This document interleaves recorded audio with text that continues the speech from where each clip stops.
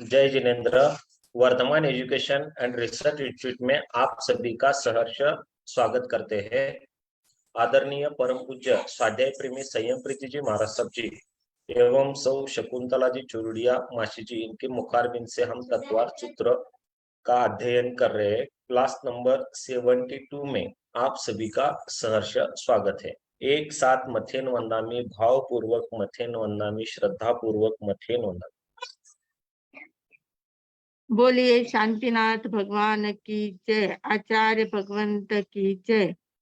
नमो अरिहंताणम, नमो सिद्धाणम, नमो आयर्याणम, नमो उवज्झायाणम, नमो लोये सवसाहूणम। एसो पंचनमुक्कारो सव पावपनासनो, मंगलाणं च सव्येतिं परमं भवई मंगलम, परमं भवई मंगलम। श्रीमिंदर स्वामी महाराज आपकी आज्ञा, भगवान आपकी आज्ञा, गुरु गुरुनी जी महाराज आपकी आज्ञा। तत्वार्थ सूत्र के 7वें अध्ययन का अर्थ करने की आज्ञा चाहते हैं। मोक्ष मार्गस्य नेतारम भेत्तारम कर्म भूभृताम, ज्ञातारम विश्व तत्वानां वंदे तद्गुण लब्धये, वंदे तद्गुण लब्धये। परम आदरणीय, परम वंदनीय, परम पूजनीय 24 तीर्थंकर भगवान, पंच परमेश्वरी भगवान तथा ज्ञानी, ध्यानी, त्यागी, तपस्वी समस्त ऊर्जा महापुरुषों के चरणों में भावपूर्वक वंदन। आराध्य गुरुदेव पूज्य श्री आचार्य भगवान तपसी जी महाराज साहब, पूज्य श्री माता जी महाराज साहब आदि समस्त ऊर्जा महापुरुषों के चरणों में भावपूर्वक वंदन। संस्कार भारती वाणी भूषण पूज्य श्री प्रीति सुधा जी महाराज साहब, पूज्य श्री अरुण प्रभा जी महाराज साहब के चरणों में भावपूर्वक वंदन। यहाँ उपस्थित सभी धर्म प्रेमी, श्रद्धावान, जिज्ञासु भाइयों तथा सुशील बहनों, हम लोग कल से 7वां अध्ययन देख रहे हैं। 7वें अध्ययन में संवर भावना, संवर तत्व की विवेचना की हुई है। संवर तत्व का विवेचन है। और संवर तत्व में संवर कब होगा? जब हम व्रत प्रत्याख्यान लेंगे तब। व्रत लेना यानी उन जो अशुभ कर्म है या जो अशुभ बातें हैं उन बातों से मुक्त होना, उन बातों को रोक देना। तो जो अशुभ आश्रव को रोक देता है या आश्रव को रोकने का जो काम करता है उसको संवर कहते हैं। तो व्रत प्रत्याख्यान जब लेते हैं तो हमारी संवर की साधना होती है, इसलिए इसका नाम विरति संवर ऐसा रखा गया है। तो कल हमने देखा कि 5 प्रकार के व्रत होते हैं। अहिंसा, सत्य, आचौर्य, ब्रह्मचर्य और परिग्रह, अपरिग्रह, ऐसे 5 व्रत होते हैं। इनमें महाव्रत भी होते हैं, अणुव्रत भी होते हैं। महाव्रत साधु साध्वी के लिए है, अणुव्रत है गृहस्थ श्रावक श्राविकाओं के लिए होते हैं। तो उसका वर्णन हमने थोड़ा सा देखा था। फिर उन व्रतों में स्थिरता लाने के लिए जो व्रत ग्रहण किए जाते हैं उनमें अगर हमें स्थिरता लानी है तो स्थिरता लाने के लिए उसकी 5-5 भावनाएं हर एक व्रत की हमने देखी थी। जो महाव्रतों की भावनाएं हैं, महाव्रतों में स्थिरता लाने की वो भावनाएं होती है।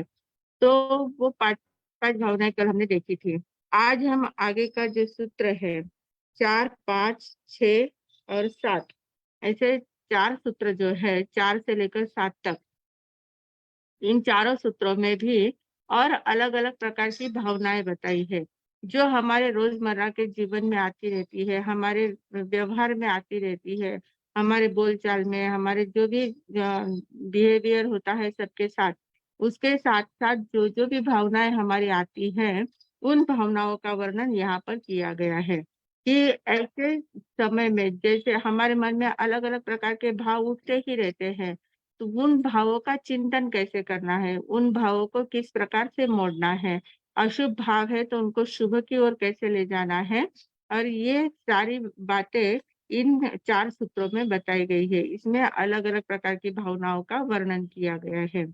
तो उसमें चौथा जो सूत्र आता है, चौथा और 5वां जो सूत्र है, उसमें कहा है कि हिंसा दिश्विहा मूत्र चापाया वद्य दर्शनम और दुख में वा, ऐसे 2 सूत्र दिए हैं। हिंसादिशु, हिंसादिशु यानी हिंसा आदि में, हिंसा आदि यानी हिंसा, असत्य, चौर्य यानी स्तेय, अब्रह्म और परिग्रह, ये 5 जो है। तो इन पाँचों में ऐसा चिंतन करना, ये 5 कैसे है, ये जो 5 दोष है, ये जो 5 पाप के द्वार है, पाप का आश्रय द्वार है।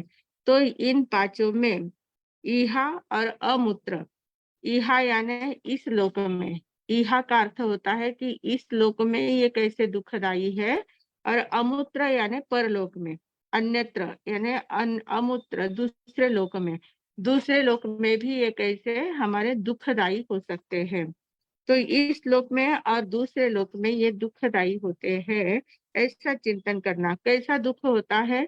अपाय और अवध्य दर्शनम, इन पांचों जो अव्रत है, जो 5 दोष है, इन पांचों दोषों में अपाय देखना है और अवध्य देखना है। अपाय का अर्थ क्या होता है? अपाय यानी नुकसान। अपाय इस लोक में होता है और अवध्य परलोक में होता है। इस लोक और परलोक में ये सभी बातें जो सूत्र होते हैं ना, सूत्र में शब्द कम होते हैं, उसमें अर्थ बहुत ज्यादा भरा हुआ होता है। थोड़े से शब्दों में बहुत बातें बता देते हैं, तो उसी को सूत्र कहा जाता है। सूत्रात्मक जो शैली होती है, तो ये सूत्रात्मक शैली के कारण से अब हम देख रहे हैं, ये तत्वार्थ सूत्र जो कहा गया है, इसमें छोटे-छोटे सूत्र दिए हैं, पर उनका विस्तार कितना बड़ा हो सकता है। हम लोग भी बहुत ज़्यादा विस्तार नहीं कर रहे हैं, फिर भी बहुत कम विस्तार हमारा हो रहा है। इससे भी बहुत ज़्यादा विस्तार हो सकता है इसका। मतलब गागर में सागर भरने जैसे ये सूत्र काम करते हैं। तो वैसे ही ये सूत्र तो छोटा-सा दिया है, हिंसादिषु इहा अमूत्र चापाया वद्य दर्शनम, इतना ही सूत्र है। पर इसमें कितनी बातें बता दी है। हिंसादिषु यानी हिंसा में 5 प्रकार के अव्रत बता दिए हैं। पांचों अव्रतों में इह इहा यानी इस लोक में और अमूत्र यानी परलोक में, इस लोक में और परलोक में क्या देखना है? च अपाय अवद्य दर्शनम, दर्शनम यानी देखना है। अपाय और अवद्य 2 बातें इसमें देखनी है। तो अपाय जो है वो इस लोक में है और अवद्य जो है वो परलोक में है। तो अपाय का अर्थ क्या होता है? अपाय का अर्थ होता है नुकसान। नुकसान क्या होता है? हमारा नुकसान होता है, यानी जो हिंसा आदि जो पाप है, जो पाप 5 प्रकार के पाप बताए हैं, वे इस लोक में अपाय करने वाले हैं।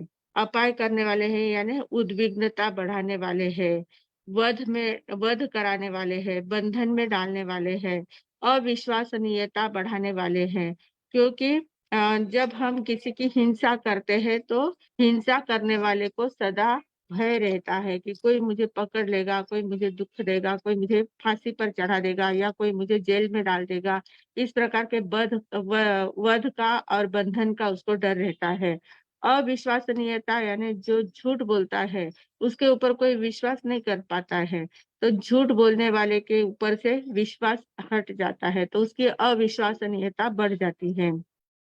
अप्रियता बढ़ जाती है, अप्रिय हो जाता है, सभी का अप्रिय पात्र हो जाता है। मालूम है ये एकदम झूठ बोलने वाला है, कोई चोरी करने वाला हो, बात-बात में कहीं चुरा लेने वाला होता है, तो उससे लोग दूर जाते हैं, उसको अपने पास आने नहीं देते हैं। पता है कि ये आएगा तो कहाँ हाथ साफ कर लेगा पता नहीं चलेगा, तो इसलिए उसको अपने घर में भी आने नहीं देते हैं, अपने शॉप में नहीं आने देते हैं। ऐसे जो पता चलता है कि ये चोरी करने वाला है, तो उसको कहीं पर भी लोग प्रवेश नहीं देते हैं। तो ऐसे झूठ बोलने वाले जो है, चोरी करने वाले जो लोग हैं, वे कैसे होते हैं? अविश्वसनीय होते हैं, अपात्र होते हैं, अप्रिय होते हैं। फिर वैर विरोध बढ़ाने वाले होते हैं, बढ़ाते हैं। इतना ज़्यादा गुस्सा करते हैं किसी के ऊपर, किसी को कुछ भी बोलते हैं, किसी को मारते हैं, डाँटते हैं, कुछ भी करते हैं, तो वो उनके साथ वैर का अनुबंध कर लेते हैं, शत्रुता बढ़ा लेते हैं और अपयश, हर जगह पर उनको अपयश मिलता जाता है, कहीं पर भी यश नहीं मिलता है। क्योंकि काम ही अगर ऐसे पाप के किए हैं, दोषयुक्त काम करते हैं, तो दोषयुक्त काम करने वाले को कहीं पर भी यश यश नहीं मिल सकता है। कोई उनको अच्छा नहीं कह सकता है। और फिर भूख-प्यास की अप्राप्ति होती है उनको। अगर किसी को जेल में डाल दिया है या किसी के क्या नज़र बंदी में नजरबंद बना दिया है, ऐसा कुछ किया है, तो उनको भूख प्यास की पीड़ा को भी सहन करना पड़ता है। चाहे जब चाहे जो वस्तु नहीं मिल पाती है, कहीं पर भी वो छिप जाते हैं, कहीं पकड़े न जाए इसलिए वो अपने आप को छिपा देते हैं कहीं पर भी। तो उनको अन्न पानी का सब भूख प्यास को भी मुफ्त देना पड़ता है। भूख प्यास की प्राप्ति नहीं मतलब अ, अन्न पानी की प्राप्ति नहीं होती है। तो इस प्रकार अनेक प्रकार के नुकसान इस भाव में होते हैं। तो इन अपायों का चिंतन करना कि अगर मेरे द्वारा हिंसा होती है, झूठ बोला जाता है या चोरी हो जाती है, कभी चोरी की जाती है या कभी मैथुन का सेवन किया जाता है, कभी परिग्रह की भावना बहुत ज़्यादा बढ़ जाती है, परिग्रह बढ़ाने की इच्छा हो जाती है। तो इन कारणों से इतने प्रकार के दुःख इस श्लोक में भुगतने पड़ते हैं। अपाय में इतनी सारी बातें आ जाती है, तो ये सारा अपाय यहाँ पर होता है। इहलोक है, इस श्लोक में ये अपाय होता है। और अवध्य यानी पाप, अवध्य का अर्थ होता है, हम बोलते हैं ना सावध्यम जोगम पचक्खामी। सामयिक लेते हैं तब सावध्य योग के पचखान करते हैं। सावध्य यानी क्या? अवध्य का अर्थ होता है पाप, और स अवध्य मतलब पापकारी जो कार्य है उनसे हम निरत होते हैं, उनसे हम विरति लेते हैं, सामयिक लेते हैं तब पापकारी कार्य से मैं अलग हो रहा हूँ। सावज्जम योगम पचखामी, पापकारी जो कार्य मेरे योग से मन वचन काय से हो रहे हैं तो उसका मैं प्रत्याख्यान कर रहा हूँ। इस प्रकार सामयिक में हम प्रत्याख्यान लेते हैं। तो अवध्य का अर्थ होता है पाप कार्य। तो ये जो पाप कार्य है, तो हिंसा आदि जो जो पाप हमारे द्वारा होते हैं, हिंसा आदि जो पाप होते हैं, तो इनके कारण से परलोक में क्या होता है, इसका फल हमें वहां पर मिलता है। अगर यहाँ पर थोड़ा बहुत फल मिल गया तो ठीक है, नहीं तो फिर वो सारा हिंसा का जितना भी पाप कर्म है, उन पाप का अशुभ कर्म जो हमारा बंध जाता है, उसका फल हमें परलोक में मिलता है। तो परलोक में कहाँ हमारी गति अच्छी नहीं मिलती है, तिर्यंच गति में या नरक गति में जाना पड़ता है। मनुष्य गति में भी गए तो ऐसे नीच गोत्र में जन्म होता है, ऐसे कुल खानदान में गरीब घर में जन्म होता है, जहाँ सभी प्रकार का अभाव ही अभाव रहता है। या मनुष्य लोक में भी जन्म हुआ है, मनुष्य गति में अच्छे घर में भी जन्म हुआ है, तो जन्म से ही ऐसी व्याधि शुरू हो जाती है, शरीर में व्याधि शुरू हो जाती है। या जन्म से ही माँ बाप का किसी का वियोग सहना पड़ता है। बहुत प्रकार के दुख होते हैं, तो इन सारे दुखों को भुगतना पड़ता है। तो परलोक में यानी दूसरे लोक में ये इस जन्म में तो दुख भुगतते ही है, और परलोक में भी दुख को भुगतना पड़ता है। तो कहीं पर भी जाओ, देवलोक में भी अगर उनका जन्म हो गया है, अगर आयुष्य कर्म बांधते समय देवलोक का आयुष्य बांधा है, तो वो एकदम हल्की जाति का देव का आयुष्य बांधेगा। और हल्की जाति का ये भवनपति है, वानवेंतर है, ज्योतिषी है, इस प्रकार के ज्योतिषी तो नहीं पर भवनपति है, वानवेंतर है, व्यंतर जाति के ज्यादातर वो देव बन सकते हैं, या किलविशी जाति के देव बन सकते हैं। तो इस प्रकार के परलोक में एकदम दुखदायी जीवन उनको जीना पड़ता है, सभी प्रकार के फल पापों का फल वहां पर भुगतना पड़ता है। तो इस प्रकार का चिंतन करना कि अगर मैं इन 5 व्रतों को स्वीकार नहीं करता हूँ, इन 5 व्रतों से मैं विरत नहीं होता हूँ, 5 व्रतों को ग्रहण नहीं करता हूँ और इनका पालन अगर नहीं करता हूँ, तो मुझे इस लोक में भी दुखों का सामना करना पड़ता है और परलोक में भी दुख का सामना करता है। 5वां सूत्र कहता है दुःख मेव वा, दुःख ही दुःख होता है, यहाँ भी दुःख है, परलोक में भी दुःख है। तो इस प्रकार के अपाय और अवध्य, अवध्य का अर्थ होता है पाप का फल भुगतना, पाप का विपाक भुगतना। तो पाप का विपाक हमें पर भव में मिलता है, और इस भव में अपाय होता है, सभी प्रकार से दुःख, अपयश या उद्विग्नता, वध, बंधन, अविश्वसनीयता, अप्रियता, वैर, वीर, शत्रुता आदि सभी प्रकार के दुःख यहाँ पर हमें भुगतने पड़ते हैं। तो इस प्रकार ये दुःख रूप ही है, ऐसा चिंतन करते रहे। तो ऐसा चिंतन जब हमारे अनकॉन्शियस मन में चला जाता है कि अरे ये सब हमारा क्लेशकारी है, दुखकारी है, कष्टकारी है, तो उसके कारण से हमारे द्वारा वो काम होगा ही नहीं, अपने आप उससे विरति हमारी होती जाएगी। उन व्रत प्रत्याख्यानों में स्थिरीकरण हमारा अपने आप होता जाएगा। पता है कि अगर मैंने व्रत लिए हैं और उनका पालन मेरे द्वारा अगर नहीं हो रहा है, कहीं मैं दोष लगा रहा हूँ, तो उसका पाप मुझे ही भुगतना पड़ेगा, उसका दुख मुझे ही भुगतना पड़ेगा। इस प्रकार का चिंतन अंतर से किया जाता है तो अपने आप व्रतों में स्थिरता आती जाती है। तो ये दुख भावना कही गई है। दुख की भावना मतलब कैसे दुख भुगतने पड़ते, दुख के स्वरूप किस किस प्रकार के होते हैं, किस किस दुख यानी क्या है, मन के विपरीत कुछ बात बनना, काया के विपरीत कुछ बात बनना, जिसके कारण से मन में क्लेश उत्पन्न हो, शरीर में व्याधि उत्पन्न हो, क्लेश उत्पन्न हो, असाता उत्पन्न हो, प्रतिकूल वातावरण निर्माण हो, उसको दुख कहते हैं। जो हमारे मन जैसा नहीं है उसको हम जब भुगतते हैं तो उसको दुख कहते हैं। तो ये सारे प्रतिकूल वातावरण हमारा तैयार होता जाता है अगर हमने इन पांचों व्रतों को स्वीकार नहीं किया तो इन पांचों व्रतों को स्वीकार तो करना ही है और उनमें स्थिर रहने के लिए इस दुख भावना को भी भाना है। अब ये दुख की भावनाएं तो हो गई, इस लोक में और परलोक में कैसे दुख मिलते हैं वो सारा देख लिया हमने। अब इसके आगे का जो सूत्र है, छठा नंबर का जो सूत्र है, उसमें योग भावनाएं बताई है। योग भावनाएं क्या होती है, 4 प्रकार की भावनाएं होती है। बहुत बार हम आप लोग सुनते भी होंगे, हम लोग भी बहुत बार सुनते हैं, बोलते हैं, कहते हैं। तो 4 प्रकार की भावना होती है। जो जगत में हमारे हम जिस समाज में रहते हैं, जहाँ पर भी रहते हैं, जो भी लोगों के साथ हमारा संपर्क आता है, तो उन लोगों में 4 प्रकार के लोगों की कैटेगरीज होती है, 4 प्रकार के लोग होते हैं। 4 प्रकार के लोग कैसे होते हैं? एक सर्वसामान्य एकेंद्रिय से लेकर पंचेंद्रिय तक की जितनी भी जीव सृष्टि है वो सारी जीव सृष्टि एक समान मतलब जीव है, संपूर्ण लोग जगत में जीव होते हैं। तो जीव की दृष्टि से वे सारे लोग अपने अपने हिसाब से रहते हैं। फिर दूसरे प्रकार के जो लोग होते हैं उनमें कुछ गुणवान लोग होते हैं। इतने गुणवान होते हैं उनमें कि कुछ ना कुछ गुण होते ही है। मतलब कोई ज्ञानी होगा, कोई ध्यानी होगा, कोई तपस्वी होगा, कोई बहुत ज्यादा विनयशील होगा, कोई बहुत ज्यादा सबका आदर सम्मान करने वाला होगा, किसके अंदर इतनी ज्यादा विद्वत्ता भरी हुई होती है, सबके सामने वो सबका काम करने वाला सेवा भावी होता है। बहुत प्रकार के गुण होते हैं।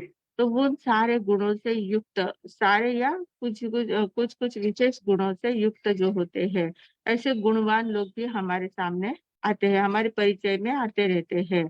और कुछ लोग ऐसे होते हैं, इतने दीन दुखी होते हैं, किसी न किसी प्रकार से कष्ट उनके जीवन में आते रहते हैं। या वृद्ध अवस्था का दुख होता है, वृद्धावस्था का दुख अलग होता है। शरीर में व्याधि उत्पन्न हो जाती है, उसका दुख रहता है। किसी का व्यक्ति का वियोग हुआ है, उसका दुख होता है। परिस्थिति का दुख होता है, धन का अभाव है, उसका दुख होता है। अनेक प्रकार के दुखी लोग हमारे सामने दिखते हैं। तो तीसरे कैटेगरी में दुखी लोग होते हैं, जो बहुत ज्यादा कष्टी होते हैं, दुखी होते हैं। तो वैसे लोगों का भी सामना हमारे सामने आते हैं, सामना हमें करना पड़ता है। फिर कुछ लोग ऐसे होते हैं कि इतने ज्यादा उद्धत होते हैं, अविनयी होते हैं, अपात्र होते हैं, किसी की कोई बात सुनते ही नहीं है, एकदम विपरीत वृत्ति वाले जो लोग होते हैं। किसी का सुनना नहीं, अपने मन जैसा ही सब कुछ करना, जो मन में आए वही बात करना। किसी को मारना है तो मारना, किसी को बोलना है तो बोलना, किसी के साथ झगड़ना है तो झगड़ना। किसी बात में वो किसी की कोई बात मानते नहीं है। उनको कितना भी समझाने का प्रयास करे, कितना भी सुधारने का प्रयास करे, पर वो अपनी प्रकृति से बिल्कुल भी दिखते नहीं है। वैसे ही उनकी प्रकृति और ज्यादा से ज्यादा बदतर होती जाती है। तो इस प्रकार के भी लोग रहते हैं। तो फिर ऐसे विविध प्रकार के लोगों के सामने जब हमारा उठना बैठना होता है, उनके साथ संपर्क आता रहता है, तो फिर उनके साथ हमें कैसे रहना चाहिए, तो उसके लिए ये आगे का सूत्र कहा गया है। छठा जो सूत्र है वो खास इसलिए है कि लोगों के साथ किस प्रकार के लोग हैं, उनके साथ हमें कैसे रहना है और कैसी भावना भाना है, उनके साथ किस प्रकार से हमारा बिहेवियर होना चाहिए। तो उसके लिए ये सूत्र कहा गया है। मैत्री प्रमोद कारुण्य माध्यस्थानी सत्व गुणाधिक क्लिश्यमाना अविनयेषु। ये 4 बातें बताई है। मैत्री, प्रमोद, कारुण्य, माध्यस्थ। ये 4 प्रकार की भावनाएं है। मैत्री भावना है, प्रमोद भावना है, कारुण्य भावना है और माध्यस्थ भावना है। 4 प्रकार की भावनाएं होती है। तो किसके साथ कौन सी होती है? सत्व। सत्व यानी सभी प्रकार के प्राणी, सभी प्रकार के जीव। हमने देखा था सत्व, जीव, प्राणी, भूत, दया वगैरह। तो सत्व यानी सभी जीव। फिर गुणाधिक, जो गुणवान लोग हैं वो जीव है। तो सत्व जो है उनके साथ मैत्री भाव रखना, प्राणी मात्र के साथ मित्रता रखना, सत्वेषु मैत्री। एक श्लोक आता है संस्कृत में, सत्वेषु मैत्री गुणेषु प्रमोदम क्लिष्टेषु जीवेषु कृपा परत्वम मध्यस्थ भावम विपरीत वृत्तौ सदा ममात्मा विदधातु देव, सदा ममात्मा विदधातु देव। सत्वेषु मैत्री यानी सत्व जो है, जितने भी प्राणी मात्र है उनके साथ मित्रता रखना, मैत्री भाव रखना।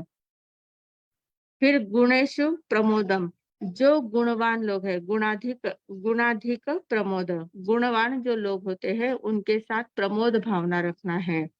क्लिष्टेषु जीवेषु कृपा परत्वम, जो क्लिष्ट है, जो दुखी है, क्लिश्यमान है, दुखी लोग होते हैं, कष्टी लोग होते हैं, पीड़ित लोग होते हैं, उनके साथ, उनके प्रति करुणा भाव हमारे अंदर होना चाहिए, करुणा भाव उनके साथ रखना है।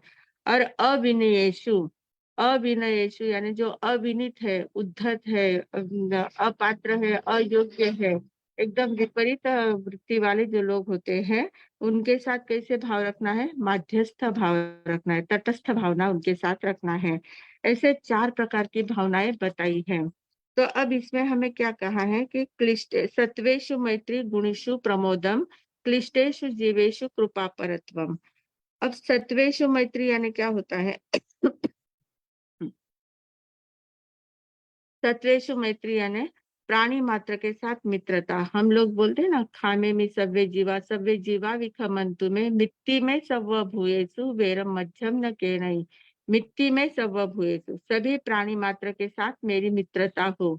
मिट्टी यानी मैत्री, मैत्री सव्व भूयेषु, सभी भूत मात्र के साथ, भूत यानी सत्व, जीव, भूत जो कहा गया है, तो सभी जीवों के साथ मित्रता मेरी हो। तो आत्मवत सर्वभूतेषु, अपने समान मित्रता कब होती है? जब हम सामने वाले व्यक्ति को अपने समान मानते हैं, सम दुख सुख दुखी होते हैं, वो अपने जैसे ही उसको मानते हैं, तब उसमें मित्रता हमारी हो सकती है। अगर हम उसको अलग मानते हैं, अपने को अलग मानते हैं, वो छोटा है ये मैं बड़ा हूँ, या वो बड़ा है मैं छोटा हूँ, तो उसमें मैत्री भाव नहीं होता है। समकक्ष वाले जो होते हैं उनमें मैत्री होती है। तो समान कक्ष वाले, समान गुण वाले, समान स्वभाव वाले, ऐसे जो लोग होते हैं उनकी मित्रता बहुत ज्यादा टिकती है। और ऐसे मित्रता सभी प्राणी मात्र के साथ होनी चाहिए। हमें क्या समझना है कि जितने भी प्राणी मात्र, जितने भी जीव है संसार में, जितने भी जीव है, सभी की आत्मा एक समान है। सभी की आत्मा में एक समान गुण है, शक्ति है, सब कुछ, जो जो भी कुछ है आत्म द्रव्य में, वो सारा सबका एक समान है। वो बात ठीक है कि किसी के कर्म बहुत ज्यादा है, इसलिए उसकी आत्मा बहुत ज्यादा दबी हुई है, उसके गुण खुले हुए नहीं है, उसकी शक्ति विकसित नहीं है, उसकी शक्ति दबी हुई है। जैसे एकेंद्रिय, बेंद्रिय, तेंद्रिय आदि जीवों की शक्तियां बहुत दबी हुई होती है, पंचेंद्रिय की काफी विकसित होती है। तो जितने भी जीव है, सभी जीव अपने अपने कर्म के हिसाब से उनकी शक्ति कम ज्यादा खुलती है, पर सभी में एक जैसी शक्ति है, सभी में एक जैसा ज्ञान है, सभी में एक जैसे गुण है। तो इसलिए सभी के साथ मेरा मित्र भाव है, मेरे समान ही सभी सभी लोग हैं। आत्मवत सर्वभूतेषु, मेरे समान ही सभी जीव है। इस प्रकार की भावना रखकर सबके साथ मैत्री भाव रखना है। तो ऐसे मैत्री भाव अगर सभी के साथ रहे, तो उसी को कहेंगे सत्वेषु मैत्री। सभी जीवों के साथ मैत्री रखना है। फिर गुणीषु प्रमोदम, प्रमोद भावना रखनी है। प्रमोद यानी क्या? प्रसन्नता की भावना, प्रसन्नता की भावना। कोई भी गुणवान व्यक्ति दिखता है, अपने से अधिक गुण किसके अंदर है, तो उसके गुणों को देखकर हमारे मन में तुरंत ईर्ष्या आ जाती है, ईर्ष्या भाव बहुत ज्यादा आ जाती है। कोई हमसे आगे चल रहा है ऐसा अगर हमें दिख जाता है तो हमारे मन में ईर्ष्या के भाव पहले जागृत होते हैं। नहीं, वो मेरे आगे नहीं जाना चाहिए, मेरे से ज्यादा वो आगे नहीं बढ़ना चाहिए, उसमें वो गुण नहीं होने चाहिए, सभी लोगों ने उसकी वाहवाह नहीं करनी चाहिए, सब जगह पर उसको यश नहीं मिलना चाहिए। इस प्रकार की भावना हमारे मन में आती है। और यही भावना जब हमारे मन में आती है, ऐसी ईर्ष्या की भावना, तब हमारा बहुत बड़ा नुकसान ये हो जाता है कि हमारे जो गुण प्रकट होने वाले थे वो गुण ढक जाते हैं। उन गुणों को हम ढकने का काम कर देते हैं। अब ये जो भावनाएं है ना, ये भावनाएं भी हमारे व्रतों को स्थिर करने में काम आती है। कैसे काम आती है? जैसे पहले मैत्री भावना कही है, आत्मवत सर्वभूतेषु, हमारे समान सभी जीवों को हम लोग मानते हैं, सभी जीवों के साथ मित्रता रखते हैं, तो अपने आप हमारी हिंसा करने की भावना होती ही नहीं, झूठ बोलने की भावना होती है। मित्र के साथ कोई झूठ बोलता नहीं है, मित्र की कोई चोरी करता ही नहीं है, मित्र के साथ कोई गलत व्यवहार करता नहीं है, मित्र के कारण कोई परिग्रह की भावना, मित्र से कुछ छीनना है, परिग्रह बढ़ाना है, ऐसी भावना कोई रखता ही नहीं है। तो मित्र के साथ जैसा हमारा व्यवहार रहता है वैसा अगर सभी जीवों के साथ रहा तो हम जो भी व्रत ग्रहण करते हैं उन व्रतों में स्थिरता आ जाती है, अपने आप उन व्रतों का पालन व्यवस्थित हो सकता है। तो ये मैत्री से मिट्टी में सबब हुए के कारण ये सब बातें हो जाती है। वैसे ही गुणेशु प्रमोदम, जो गुणवान है कहीं पर भी हर एक व्यक्ति जो होता है किसी में किसी न किसी प्रकार का गुण होता ही है। सभी कोई भी व्यक्ति पूर्णतः दुर्गुणी नहीं हो सकता, हर एक में कुछ न कुछ गुण होता ही है। तो हमारी अगर गुण दृष्टि बन जाती है तो गुण दृष्टि बनने के कारण से हम प्रत्येक वस्तु में, प्रत्येक व्यक्ति में, प्रत्येक जीव में हम गुणों का दर्शन कर सकते हैं। और गुणों को देखकर हमें प्रसन्न होना चाहिए, प्रमोद भावना हमारे अंदर जागनी चाहिए। अरे वाह, कितना सुंदर तुम्हें आया है, ये कितना अच्छा बोलते हो, कितना अच्छा गाते हो, कितना अच्छा लिखते हो, कितनी अच्छी पढ़ाई, कितना ज्ञान है तुम्हारे पास, कितना सुंदर तुम काम करते हो, जो भी तुम्हारे हाथ में कुछ भी काम दिया तो तुम कितना व्यवस्थित करते हो, तुम्हारा रहना सहना कितना अच्छा है। हर एक बात में किसी न किसी प्रकार के गुण जिसमें होते हैं, उन गुणों की प्रशंसा करना। गुणों की प्रशंसा जब हम करते हैं, गुणी जनों को देख हृदय में मेरे प्रेम उमड़ आए। जिसके प्रति, जिनके सामने गुणी व्यक्ति को अगर देखा है तो तुरंत हमारे मन में ऐसे प्रेम भावना जागनी चाहिए, उनके प्रति आदर भावना जागनी चाहिए। और जितना हम गुणानुराग करते जाते हैं, गान करता जाते हैं, गुणों का गान करते जाते हैं, तो हमारे अंदर के गुण प्रकट होते जाते हैं। अंदर के गुण प्रकट होने में ये सहायता मिलती है। तो जैसे हम दूसरों की प्रशंसा करते जाते हैं कि हमारे आत्मगुण खिलते जाते हैं, अंतर के भाव हमारे शुद्ध होते जाते हैं। क्योंकि गुणी व्यक्ति के प्रति मन में अगर द्वेष भावना रही तो हमारे गुण ढक जाते हैं, और वही प्रेम भावना रही तो हमारे गुण खिलने में सहायता होती है। उनमें जो गुण है वे गुण हमारे अंदर भी आने में सहजता से सरलता हो सकती है। और गुणेशु प्रमोदन, सभी के साथ अगर गुण के भाव हमारे रहे, प्रमोद के भाव रहे, प्रसन्नता के भाव रहे, तो हम किसी की हिंसा चोरी कर ही नहीं सकते, झूठ बोल नहीं सकते, अब्रह्म का सेवन कर नहीं सकते। सभी के साथ हमारे प्रसन्नता के भाव है, मैत्री के भाव, प्रमोद की भावना है। तो प्रमोद के भावना के कारण से भी हमने जो व्रत लिए हैं उन व्रतों में स्थिरीकरण आ जाता है, अपने आप स्थिरीकरण आ जाता है। फिर तीसरी बात कही, क्लिष्टेषु जीवेषु कृपा परत्व। यह कहा क्लिश्यमाना, क्लिश्यमान के साथ कारुण्य भावना। जो दुखी है, जो अभावग्रस्त है, जो कष्टी है, जो व्यथित है, जो पीड़ित है, ऐसे व्यक्ति जो अगर हमारे सामने आते हैं तो उनके प्रति मन में करुणा भाव जागना चाहिए, अनुकंपा के भाव जागना चाहिए। अनुकंपा ये सम्यक्त्व का गुण है, सम्यक्त्व के लक्षण है। जिसके अंदर सम्यक्त्व के गुण प्रकट होते हैं, सम्यक दर्शन जिसको प्राप्त होता है, वही आत्मवत सर्वभूतेषु कर सकता है, उसी को अपनी आत्मा के समान सभी की आत्मा महसूस होती है। और दूसरे के दुख को देखकर स्वयं दुखी होता है, उसके अंदर से करुणा भाव जागृत हो जाता है। करुणा भाव जागृत होना ये बहुत बड़ी साधना होती है। करुणा ये गुण हमारे अंदर है, दया बाहर में आती है, बाहर के लोगों को देखकर दया आना, ये दया का भाव बाहर उसके लिए दूसरा व्यक्ति चाहिए। पर करुणा के भाव हमारे अंदर से प्रकट होते हैं। किसी भी व्यक्ति को, किसी को भी देखकर मन में करुणा जागृत हो जाती है। करुणा के भाव जागृत होना बहुत अच्छी मतलब विशेष बात होती है। अंदर से करुणा के भाव जागते हैं, तब हम बाहर दया करते हैं लोगों पर। दया के भाव तब बाहर प्रकट होते हैं। तो ये करुणा का भाव बहुत महत्वपूर्ण है। किसी का भी दुःख दूर करने का उपाय हमें देखना चाहिए। कोई भी अगर दुखी है, तो उसका दुःख हम किस प्रकार से दूर कर सकते हैं? तन से, मन से, धन से, वैचारिकता से, बोलने से भी किसी को थोड़ा-सा बोल दिए तो भी उनको सांत्वना मिल जाती है। थोड़ी-सी सांत्वना देने से उनको इतना सहायता पहुँच जाती है। तो इस प्रकार का हमारा व्यवहार होना चाहिए कि उस सामने वाले को थोड़ा-सा शांति मिले, सहायता मिले। दुःख दूर करने के जो भी दुखी लोग हैं उनके साथ सामने हमारे मन में करुणा के भाव जागने चाहिए। और फिर चौथी बात होती है अविनयेषु माध्यस्थ। कोई व्यक्ति इतना उद्धट है कि हम कितना भी उसको कहे वो उल्टा ही चलता है, टेढ़ी ही चाल चलता है, कभी सीधी बात लेता ही नहीं है। हर बात-बात में झगड़े की प्रवृत्ति वाला होता है, बात-बात में झूठ बोलेगा, बात-बात में कुछ भी करेगा। इतने अवगुणों से भरा हुआ अगर कोई व्यक्ति है, तो उसके प्रति उसको पहले समझाने का प्रयास करना है। समझाने के बाद भी वो नहीं समझ सकता है, तो उसके ऊपर गुस्सा नहीं करना है।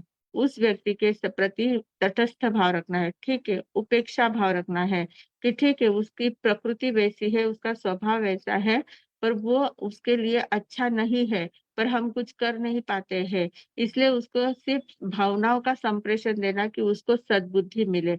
उसकी बुद्धि अच्छी चले और उसके जो अविनय उसके अंदर है, उद्धता ही उसके अंदर है, वो कम हो जाए और वो एकदम सही मार्ग पर चल सके। ऐसी ही भावना उसके प्रति भाना है।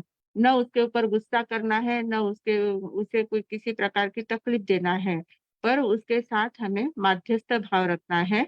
क्योंकि बहुत बार क्या हो जाता है, हम किसी को भी कुछ समझाने का प्रयास करते हैं। कोई व्यक्ति बहुत ज़्यादा गुस्से में आ जाता है, झगड़ा करता है, तो हम उसको समझाने जाते हैं। तो समझाते हैं तो उल्टा हमारे ऊपर ही क्रोधित हो जाता है। उसका दूसरे के साथ झगड़ते-झगड़ते हमारे साथ ही झगड़ने लग जाता है। उसकी वृत्ति ही वैसी होती है। तो ऐसे व्यक्तियों को समझाने की ज़रूरत नहीं होती है, समझाना नहीं है। डायरेक्ट उस समय अगर आप उसको समझाने जाते हैं, तो वो सब उल्टा विपरीत हो जाता है। तो इसलिए उनकी वृत्ति ही विपरीत होती है, इसलिए उनके साथ सिर्फ तटस्थ भाव रखना है, माध्यस्थ भाव रखना है और अपने भावनाओं का सद्भावनाओं का संप्रेषण उसकी ओर करना है कि तुम्हें सद्बुद्धि प्राप्त हो, तुम्हें अच्छी बुद्धि प्राप्त हो और ये तुम्हारा जो स्वभाव है, ये स्वभाव परिवर्तित हो जाए और तुम अपने आप में प्रसन्नता को अनुभव करो। इस प्रकार की भावना हमें उनको देनी है। तो ये 4 बातें होती हैं। इन 4 बातों को हमें व्यवस्थित रूप से ध्यान में लेना है। 4 भावनाएँ होती हैं। मैत्री, प्रमोद, कारुण्य, मध्यस्थानी, सत्व, गुणाधिक, दृश्यमाना, अविनयेषु। ये 4 बातें 4 प्रकार के लोगों के साथ 4 प्रकार की भावनाओं का हमें संप्रेषण करना है। और इन भावनाओं का जब हम चिंतन करते जाते हैं, ऐसी भावनाएँ भाते जाते हैं, तो अपने आप अपने व्रतों में स्थिरता आ जाती है। क्योंकि विपरीत वृत्ति वाले के साथ भी अगर हम तटस्थ भाव रखें, तो तटस्थ भाव रखेंगे तो अपने आप हिंसा नहीं करने की इच्छा होगी, उसको मारने की इच्छा नहीं होगी, हिंसा नहीं कर पाएँगे, झूठ बोलने का सवाल ही नहीं आएगा, चोरी करने का सवाल नहीं आएगा। अपने आप सभी बातें सभी व्रतों का पालन अपने आप हो सकता है। तो ऐसी भावनाओं को अपने अंदर में भाते रहना है, चिंतन हमारा इन भावनाओं का होना चाहिए। ऐसी भावनाएँ जब हमारे अंदर से निकलती जाती है, अनकॉन्शियस माइंड से निकलती जाती है, तब कॉन्शियस माइंड हमारा इन बातों में स्थिर हो सकता है, इन व्रतों में स्थिर हो सकता है। तो इस प्रकार की छठे श्लोक में 4 प्रकार की भावनाएँ बताई है। अब 7वाँ जो श्लोक है, 7वाँ श्लोक एकदम महत्वपूर्ण है। 7वाँ सूत्र जो बताया है, छोटा-सा सूत्र है पर वो बहुत ज़्यादा महत्वपूर्ण है कि हमें संसार में जब हम रहते हैं, तो संसार और शरीर दो बातें होती है। पूरा एक संसार है और एक हमारा शरीर है। आत्मा को छोड़कर दो बातें हैं, एक हमारा शरीर है और बाकी दूसरा संसार है पूरा। तो इन दोनों बातों का चिंतन किस प्रकार से करना है कि जिसके कारण से हम अपने व्रतों में भी स्थिर रह सकते हैं और अपने आगे की यात्रा भी हमारी सुलभ हो सकती है। तो ये किस प्रकार का चिंतन करना है, संसार के प्रति कैसा चिंतन करना है, शरीर के प्रति कैसा चिंतन करना है और वो चिंतन करने से हमें क्या प्राप्ति होती है, ऐसा ये 7वें सूत्र में कहा गया है। तो 7वें सूत्र में क्या कहा है, जगत काय स्वभाव च संवेग वैराग्यार्थम।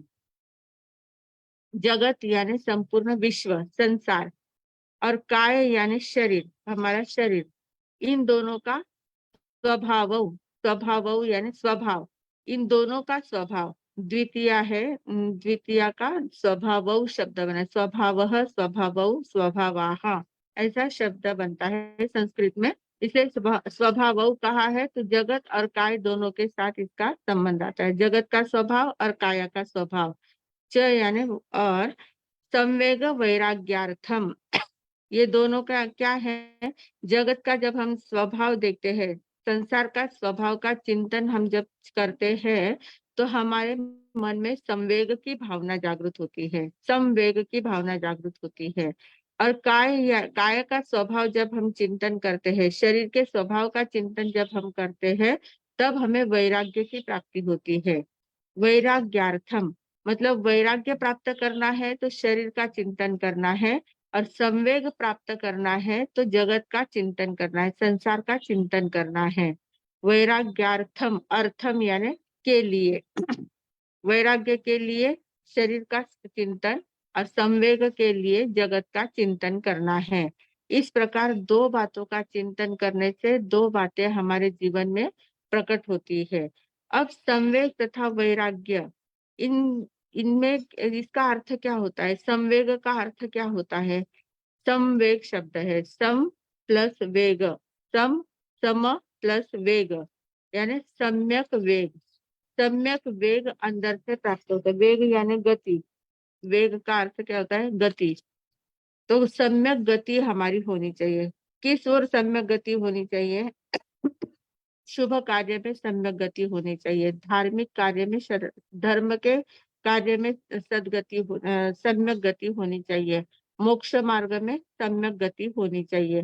तो ये सम्यक गति अंदर से संवेग जब जागता है, संवेग की भावना जब हमारे अंदर से जागती है, तो ये सारा संसार हमें असार महसूस होता है और हमारी अंतर की यात्रा जो होती है वो एक अलग मार्ग पर चलने लग जाती है। अंतर की यात्रा, अंतर का मार्ग हमारा खुल जाता है और मोक्ष मार्ग पर हम चल सकते हैं। तो ये संवेग बहुत महत्वपूर्ण है। पर ये संवेग की भावना कब प्राप्त होती है, जगत का चिंतन करते हैं तब। जगत का चिंतन यानी क्या, पूरे संसार का चिंतन करना। संसार क्या है, संसार क्या है, संसार दुखमय है। कैसे दुखमय है, संसार का अर्थ ही क्या है, संसार की असारता को ध्यान में लेना है। संसार का नाम ही क्या है, संसार। संसार का अर्थ संसरति इति संसारः, जो संसरण करता है, सतत चलता रहता है, सतत परिवर्तन होता रहता है, जिसमें सतत परिवर्तन होता है वो संसार है। तो परिवर्तन किस में होता है, परिवर्तन ये सारे पुद्गल के संसार मतलब जो जो भी चीजें हमें दिखती है, जो भी जितना भी जो कुछ हमें दिखता है आंखों के द्वारा, वो सारा पुद्गल द्रव्य है, अजू द्रव्य है, अजू तत्व है। और पुद्गल का स्वभाव क्या है, सड़ना, गलना, परिवर्तित होना, छोटा बड़ा होना, सब प्रकार के परिवर्तन उसमें होते रहते हैं। तो ये पुद्गल का परिवर्तन सतत चालू रहता है। उस मतलब ही पूरा संसार ही क्या है, संसरति, संसरण करने वाला है, परिवर्तनशील संसार है। कभी भी स्थिरता किसी बात में नहीं रहती है। हमें लगता है कि अब हम जिस संसार में रहते हैं, जिस घर में रहते हैं, जिस परिवार में रहते हैं, जो हम अपना अपना एक संसार खड़ा कर देते हैं। हर एक व्यक्ति क्या करता है, जो शादी करता है तो शादी करते हुए संसार ठाटता है, हम बोलते हैं ना उसने अपना संसार ठाट लिया है, अपना संसार उसने जमा लिया है। तो संसार यानी अपने अपना एक विश्व तैयार हम कर लेते हैं। कि ये मेरा घर है, परिवार है, इतनी वस्तु मेरे पास, इतना धन है, इतना इतने लोग हैं परिवार के, ये सारा मेरा संसार है। वो सारा संसार हम इतने कष्ट से, मेहनत से जमा करते हैं, पूरा इकट्ठा करते हैं, एकदम व्यवस्थित संसार चल रहा है। और संसार जब व्यवस्थित चल रहा होता है तो वो कंटिन्यू ऐसा व्यवस्थित चलता है क्या? जैसा हमें लगता है वैसा ही चलता है क्या? नहीं, कब क्या होगा कुछ कह नहीं सकते हैं।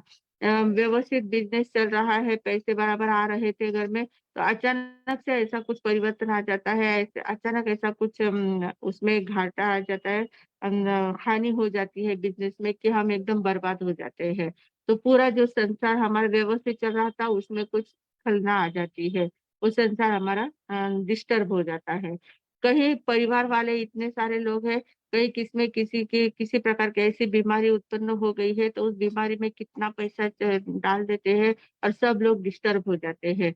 जो एकदम सुखी संसार था, उसमें सब डिस्टर्ब हो जाते हैं।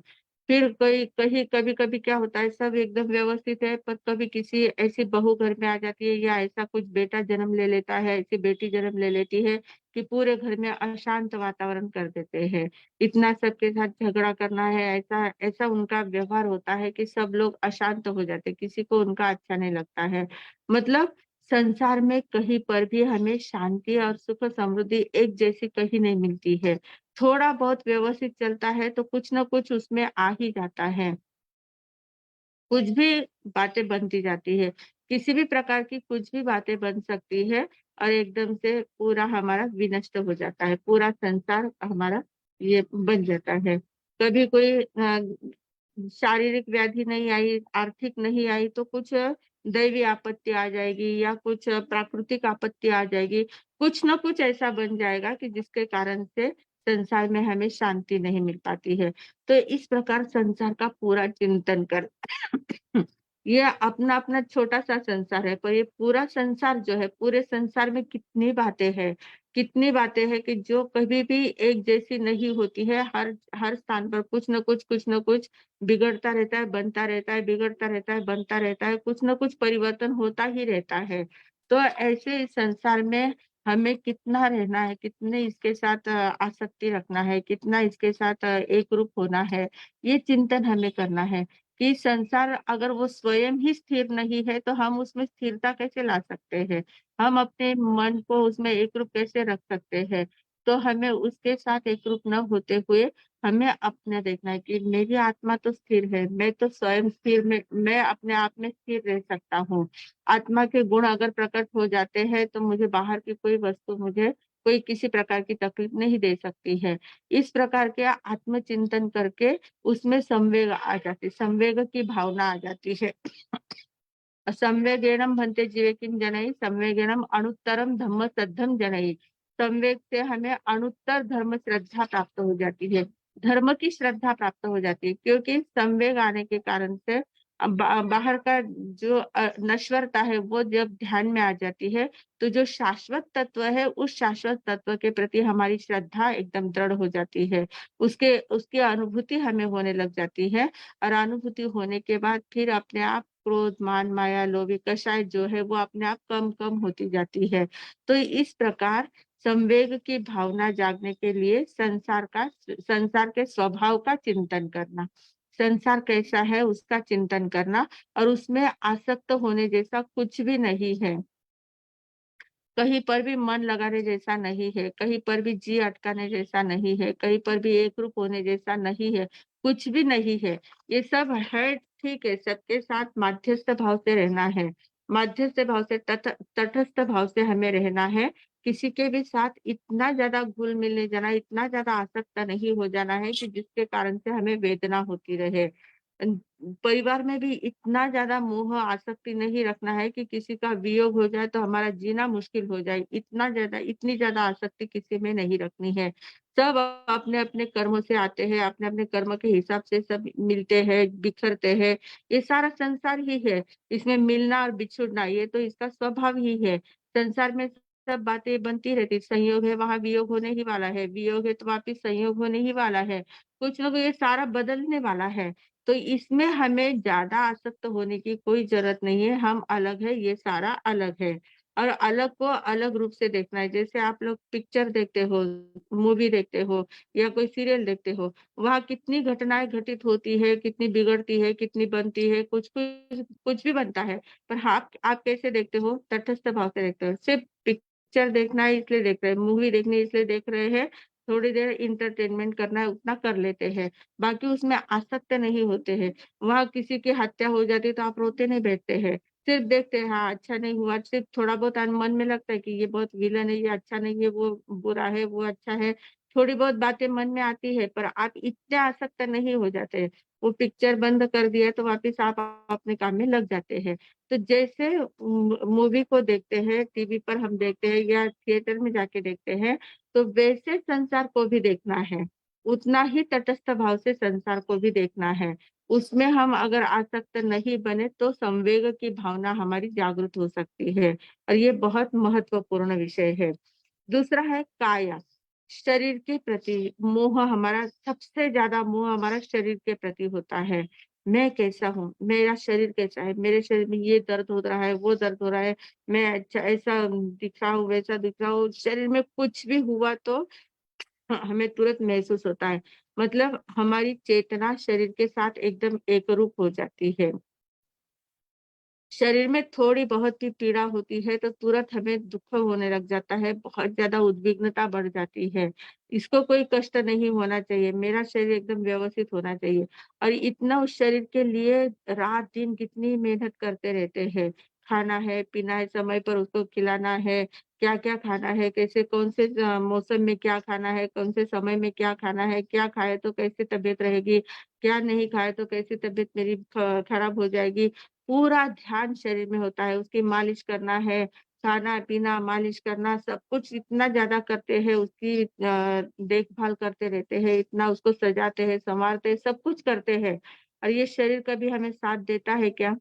कभी भी वो साथ नहीं दे सकता, क्योंकि उसका स्वभाव ही ऐसा है। शरीर में हमारे कहते हैं कि शरीर में साढ़े 3 करोड़ रोम राज्य है।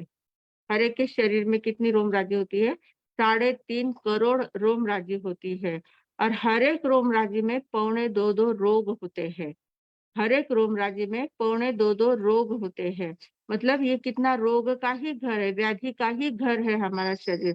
कब कौन-सी व्याधि कहाँ से उत्पन्न होगी, उठेगी, कब मुँह खोलेगी, कोई पता नहीं लगता है। देखते-देखते कौन-सा भी रोग उत्पन्न हो जाता है। आजकल तो उसके कितने उदाहरण हमें देखने मिलते हैं, कितने प्रकार के रोग हैं। कितने हॉस्पिटल में जाके देखते हैं तो कैसे-कैसे पीड़ाएँ लोग सहन करते हैं, कैसी-कैसी व्याधियाँ उनको उत्पन्न होती है। और कि जितने रोग उत्पन्न होते हैं उतने डॉक्टर्स निर्माण होते जाते हैं। कितना प्रकार कैसे-कैसे बढ़ रहा है।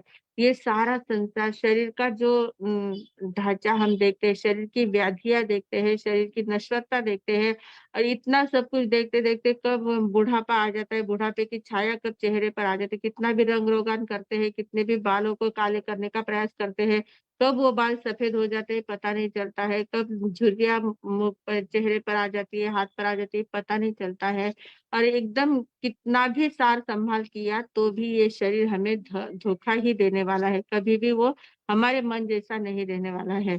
अगर हम कभी सोचते हैं कि हमें ध्यान साधना में बैठना है, एकदम स्थिर बैठना है, 1 घंटा, डेढ़ घंटा बैठना है, तो 10 मिनट में ही कहीं कमर दुखने लग जाएगी, कहीं पैर में दर्द होने लग जाएगा, कहीं चीटियाँ जैसे होता है पैर में ऐसे झिंझनाहट हो जाती है, कहीं गर्दन में दर्द होने लगता है, कहीं पेट में दर्द होता है, कहीं कहीं कुछ न कुछ ये शरीर करता है, हलन-चलन करने देता है, हमें स्थिर बैठने नहीं देता है। तो जो भी हम चाहते हैं वो हमारा शरीर हमें साथ नहीं देता है। इस प्रकार शरीर का जब चिंतन करते हैं, तब वैराग्य भावना हमारी जागृत होती है। वैराग्य का अर्थ होता है अनासक्त भावना। तब हमारी आसक्ति कम हो जाती है। पता है कि ये शरीर कितना भी क्या सबसे ज़्यादा आसक्ति शरीर पर है और शरीर को ही हम जब पर समझने लगते हैं कि ये इसके कितना भी इसका किया तो ये कभी हमें साथ देने वाला नहीं है। ऐसा जब हमें पता चल जाता है तो अपने आप उसके प्रति हमारी वैराग्य भावना दृढ़ होती जाती है। और वैराग्य भावना और संवेग भावना ये 2 भावनाएँ जब हमारी जागृत हो जाती है तो संसार के प्रति अपने आप हमारी निर्मोहता मोह अपने आप कम होता जाता है, अनासक्त भावना बढ़ती जाती है और अपने जो व्रत प्रत्याख्यान होते हैं अपने आप में स्थिरता हमारी अपने आप आने लग जाती है। तो इस प्रकार की ये भावनाओं का चिंतन जब हम करते हैं तो व्रतों में स्थिर रहा जाता है, तब हमारी संवर की साधना बराबर हो सकती है। अनासक्त भावना आ गई, वैराग्य भावना, संवेग और वैराग्य की भावना आ गई तो अपने आप संवर भावना बढ़ती जाती है, संवर की साधना बढ़ती जाती है और कर्मों का आना रुक जाता है और जो कर्म आए हुए हैं उनकी निर्जरागी होने लग जाती है। तो इस प्रकार सभी लोगों को चिंतन का विषय आज हमें बहुत ज्यादा मिला है। चा 4 प्रकार की भावना है। पहली तो दुःख की भावना है, फिर 4 प्रकार की भावना है, मैत्री, प्रमोद, करुणा और माध्यस्थ भावना। फिर संवेग और वैराग्य बढ़ाने के लिए जगत की और शरीर की भावना स्वभाव का चिंतन करना है। तो इन सभी प्रकार की भावनाओं का चिंतन करते रहेंगे तो निश्चित रूप से संवर हमारा बढ़ता जाएगा, अंतर की स्थिरीकरण अंतर का बढ़ता जाएगा और हमारी शांति हमें प्राप्त हो सकती है। सन्मार्ग की ओर हमारी गति हो सकती है। इतना ही बोलकर अब मैं विराम लेती हूँ। ओम शांति।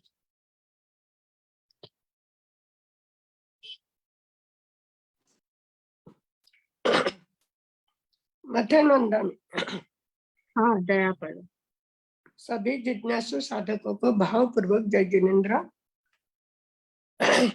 आश्रवदार देखा और आश्रवदार के बाद संवरदार का वर्णन चल रहा है कि किस तरह से हमें आश्रवदार से बचना है।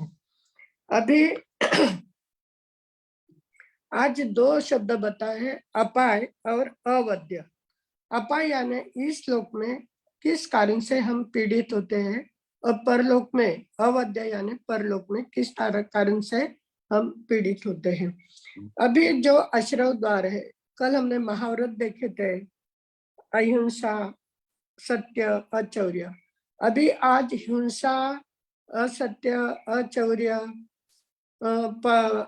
अब्रह्म और परिग्रह, इन 5 कारण, ये सारे 5 क्या है? आश्रव के कारण है। और इस कारणों से हम किस तरह से दुखी होते हैं। हमारी भावना कैसी बार बार सतत परिवर्तनशील हमारी भावना है कि किस तरह से हमारी भावना बदलती है और किस तरह से हम पापों का अर्जन करते हैं। हिंसक भावना कैसी होती है? हिंसक भावना झूठ बोलना, चोरी करना, छोटी छोटी बातों में झूठ बोलते हैं, छोटी छोटी बातों में चोरी हो जाती है, छोटी छोटी बातों में भावना बदलती रहती है, किस तरह से परिग्रह इकट्ठा करते हैं। ये सारा जो है अभी ये व्रत को स्थिर न रखने के कारण है। अगर हम व्रत में स्थिर नहीं होते हैं तो इस लोक में दुखी और परलोक में भी दुखी हो सकते हैं। लेकिन इस लोक में और परलोक में दुखी न होने के लिए व्रत में स्थिरता कैसे आनी चाहिए, इसके लिए 4 प्रकार की भावना बताई है। पहले जगत में 4 प्रकार के लोग हैं। एक है सर्वसामान्य, सारी प्राण सृष्टि, सभी जीव सृष्टि वो कैसे है? सर्वसामान्य है। फिर है गुणवान। गुणवान कैसे? हर एक व्यक्ति में कुछ ना कुछ विशेष गुण होते हैं। उस गुणों को जानना, यानी गुणों की हमें क्या होनी चाहिए? परख होनी चाहिए। तो दूसरा है गुणवान।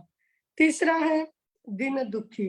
अभी दीन दुखी कितने प्रकार के हम संसार में देखते हैं, आर्थिक, कायिक, मानसिक व्याधि से ग्रस्त, वृद्ध अवस्था, कई सारे लोग ऐसे दुखी लोग हमें दिखते हैं। किसी किसी के यहाँ खाने पीने की भी ये है। तो ऐसे सर्वमान्य, गुणवान और दीन दुखी।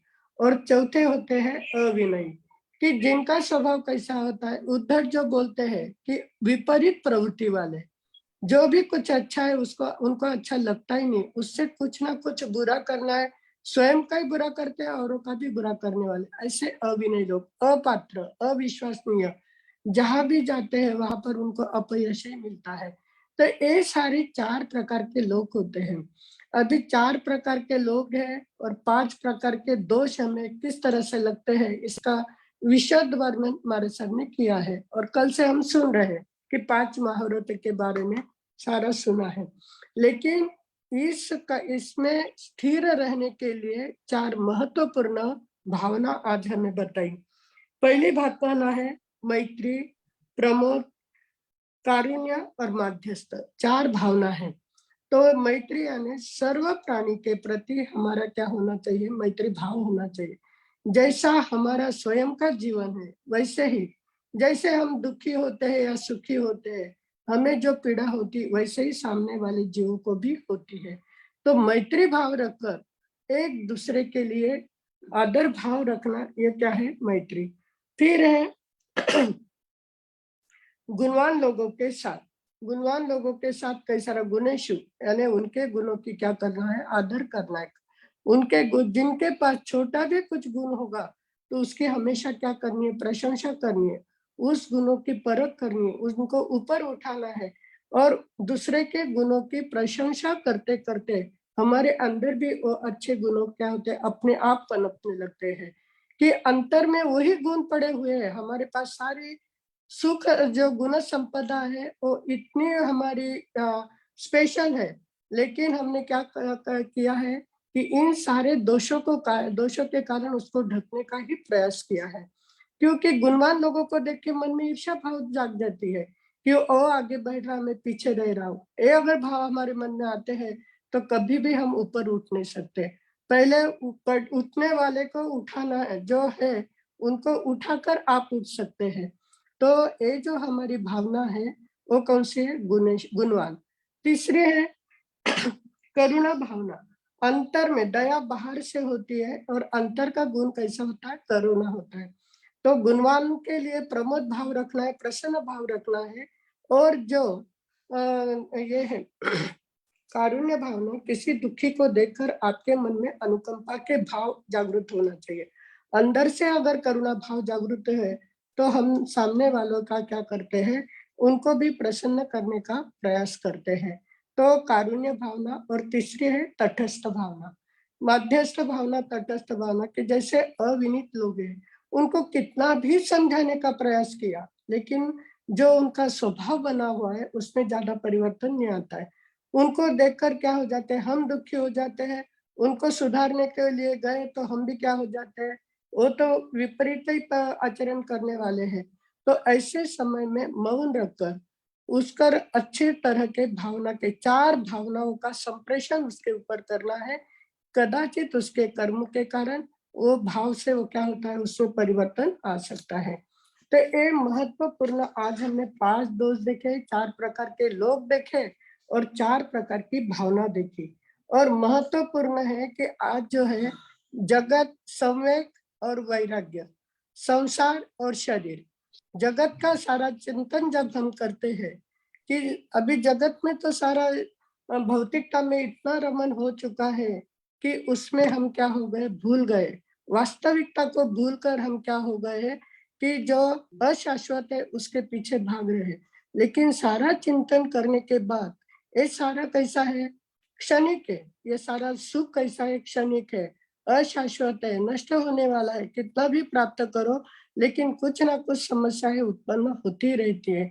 तो ऐसे जगत में अभी ऐसा चिंतन करने के बाद जब सारी वास्तविकता देखते हैं, वास्तविकता का अगर चिंतन करते हैं तो मन में क्या होता है, सम्यक सम्यक भाव जागृत होता है कि ये सारा क्या है, क्षणिक है।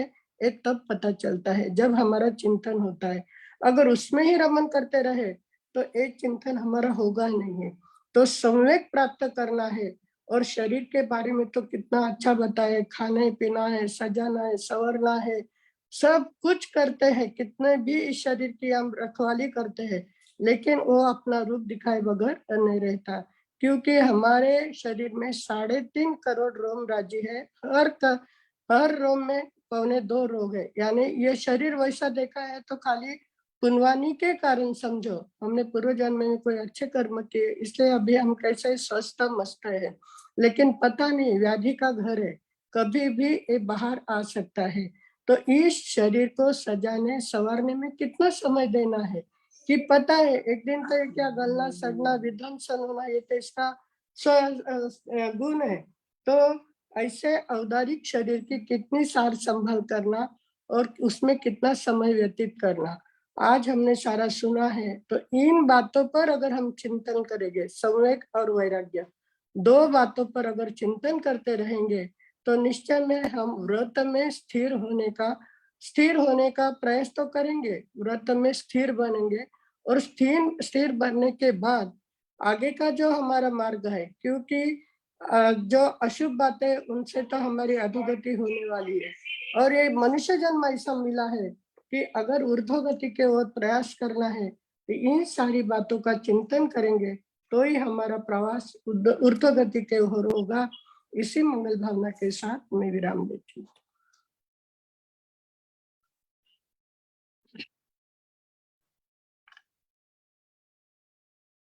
हाँ जी, महेश भैया। हाँ महाराज साहब जी। हाँ, पचकान ले लेते हैं किसी को। और अभी तो हैंड रेज नहीं दिख रहे, पचकान लेते तो। हाँ,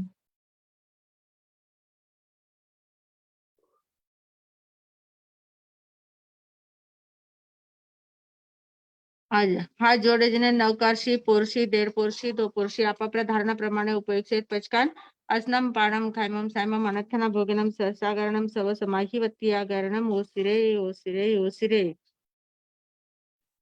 फिर कल का व्यासना अगर किसी का है तो हाथ जोड़ ले। ओम शांति शांति शांति उगेसरे व्यासनारा दोटक उपरांत दिवसना तीन रातना चवियारा पचकान अनर्थना भोगनम सहसागरणम सव समाहिवत्ती आगरणम ओसिरे ओसिरे ओसिरे।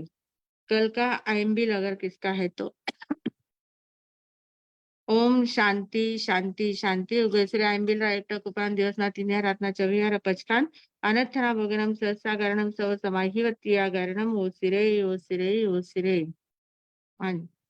मंगल पाठ। ओम शांति शांति शांति। गुरुदेव की आज्ञा से चत्तारी मंगलम अरिहंता मंगलम सिद्धा मंगलम साहू मंगलम केवली पंडितो धम्मो मंगलम। चत्तारी लघुत्तमा अरिहंता लघुत्तमा सिद्धा लघुत्तमा साहू लघुत्तमा केवली पंडितो धम्मो लघुत्तमो। चत्तारी शरणम पवज्जामि अरिहंते शरणम पवज्जामि सिद्धे शरणम पवज्जामि साहू शरणम पवज्जामि केवली पंडितम धम्मम शरणम पवज्जामि।